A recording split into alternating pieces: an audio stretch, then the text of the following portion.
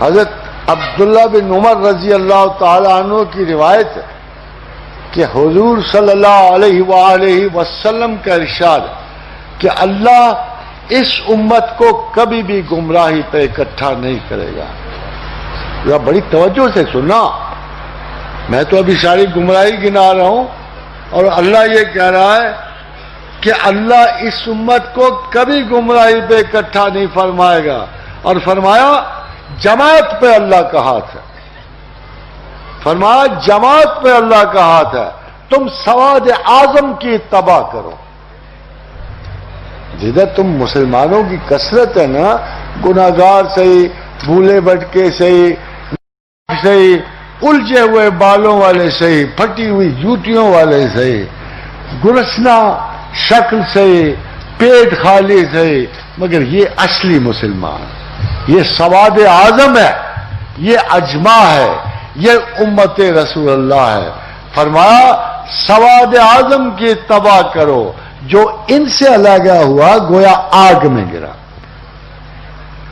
دیکھو جو ان سے علیحدہ ہوا وہ گویا آگ میں گرا. چھوڑو گولڈن ٹیمپل بھی نظر آئے تو کیا تم سکھ ہو جاؤ گے؟ کیوں جی؟ اگر گولڈن ٹیمپل نظر آئے اتنا خوبصورت سونے کے کلش چڑھے ہوئے انتہائی خوبصورت، تو کیا مسلمان سکھ ہو جائے گا کہ دنیا اس طرف بڑی ہے، شان و شوکت بڑی ہے، انداز خوبصورتی بڑے ہیں؟ یہ یاد رکھو کہ ہو سکتا ہے کسی فرقے نے آپ کو بہت ساری دنیاوی عزتوں کا لالچ دیا ہو، بہت ساری خوبصورتیوں کا لالچ دیا ہو، مگر خدا کہتا ہے سواد اعظم کا اتباع کرو، چاہے غریب لوگ ہوں، پست درجے ہوں. یہ جو بڑی جماعت ہے یہی اصل جماعت ہے. ذرا صحیح بخاری ہے، یہ جو پہلے آپ کو حدیث سنائی نا، آپ کہو گے یہ بھی شاہ ستہ میں سے، مگر اب بخاری سے ایک حدیث آپ کی خدمت میں پیش نظر ہے کہ ابن عباس رضی اللہ تعالی عنہ سے فرمایا جس نے اپنے امیر کی ناپسندیدہ بات دیکھی اسے چاہیے کہ صبر سے کام لے، کیونکہ جو بالشت بر بھی جماعت سے الگ ہوا، یہ غور سے سنیں، جو بالشت بر بھی جماعت سے الگ ہوا اور بغیر اسی حالت میں مر گیا، بغیر واپس گئے ہوئے، اس کی موت جاہلیت پہ ہوئی. جو بالشت پر بھی جماعت سے علیحدہ ہوا اور اس کی موت اسی عالم میں ہوئی، وہ جاہلیت پہ مرا. یہ حدیث بخاری ہے. مجھے تو نہیں پتا ہمارے بزرگ کون سی حدیث پڑھتے ہیں، یہ مجھے نہیں پتا کہ یہ لوگ جو علیحدہ ہوتے ہیں یہ کون سی حدیث پڑھتے ہیں، مجھے نہیں پتا. میں تو وہی سکہ بند 1500 برس پرانے والی حدیث پڑھ رہا ہوں. اور خاتون حضرات آگے بڑھیے، یہ بہت ہی واضح حدیث ہے. عوف بن مالک سے روایت ہے، حضرت عوف بن مالک سے، کتاب الفتن میں ابن ماجہ نے نقل کی ہے.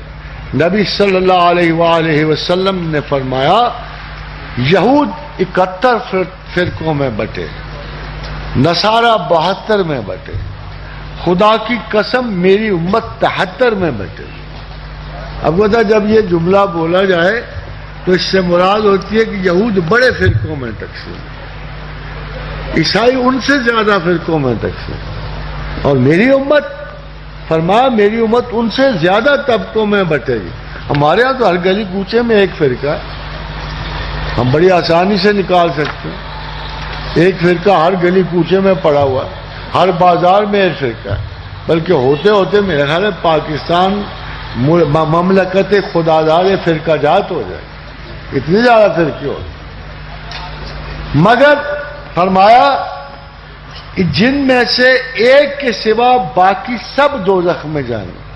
بڑی سخت وعید ہے، سرزنش ہے، احتیاط کے قابل ہے سننا. پوچھا گیا یہ کون لوگ ہیں؟ فرمایا جو نجات پائیں گے. وہ ایک کون ہے؟ فرمایا الجماعت، یہ جماعت المسلمین ہے، یہ مسلمان ہے، انہی کا نام جماعت ہے، یہ کسی دوسرے نام سے نہیں جانے جاتے. یہ مسلمان جو کہلائیں گے نا، مسلمان جو سواد اعظم ہے وہی جماعت ہے، وہی نجات یافتہ ہے۔ ابو ذر رضی اللہ تعالی عنہ سے روایت ہے، رسول اللہ صلی اللہ علیہ وسلم نے فرمایا جو نظام ریاست سے الگ ہوا، یہ بھی بڑی امپورٹنٹ ہے، جو نظام ریاست سے الگ ہوا، جس نے مسلمان ریاست سے علیحدگی اختیار کی، اس نے اسلام کی چادر کو گردن سے اتار پھینکا۔ وہ اسلام میں نہیں رہا، وہ اسلام میں نہیں رہا جس نے اسلامی ریاست کو ترک کیا، جس نے ریاست اسلامیہ کے خلاف جد و جہد کی، بغاوت کی اور اسلامی ریاست کو نہ مانا، اس نے اسلام کا کلاوہ بھی گردن سے اتار پھینکا۔ اور خادم آزاد، ایگزیکٹو آرڈرز کیا ہیں بھلا؟ جو فرقوں میں بٹے اس کے ایگزیکٹو آرڈرز کیا ہیں؟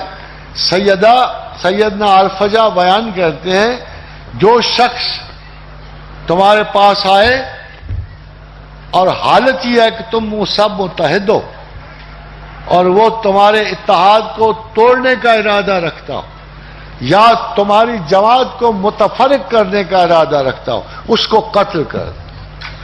حدیث یہ ہے کہ جو شخص اس حال میں آئے کہ تم متحد ہو اور متفق ہو اور وہ اس لیے آئے کہ تمہارا اتحاد توڑ دے اور تمہاری جماعت کو متفرق کر دے، تم اس کو قتل کرو۔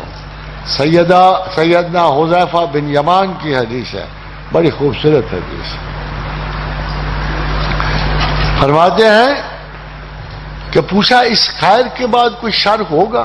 وہ خیر جو اللہ کے رسول کے ساتھ جاری تھی، اصحاب رسول کے ساتھ جاری تھی۔ فرمایا یا رسول اللہ اس خیر کے بعد کوئی شر ہوگا؟ فرمایا ہاں، جہنم کی دروازوں کی طرف دعوت دینے والے ہوں گے لوگ، جو ان کی دعوت قبول کرے گا وہ اس کو جہنم میں پہنچا دیں گے۔